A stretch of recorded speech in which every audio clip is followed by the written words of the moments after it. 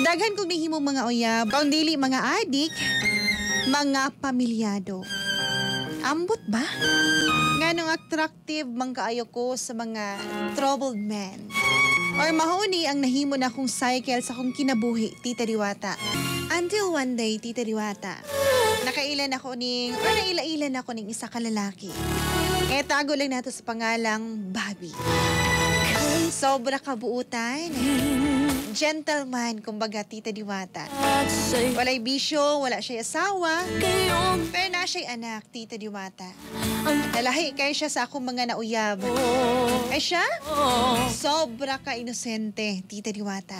Pinangga kay ko niya, isugot na ako siya kay, nakita na ako nga love ko niya.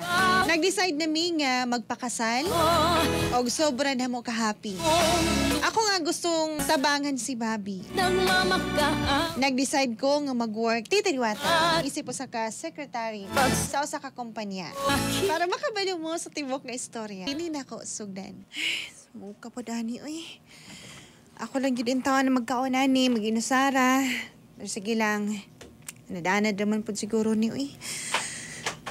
Nakaon na baka dito ni Bobby itong giluto na ako sa iya, ha?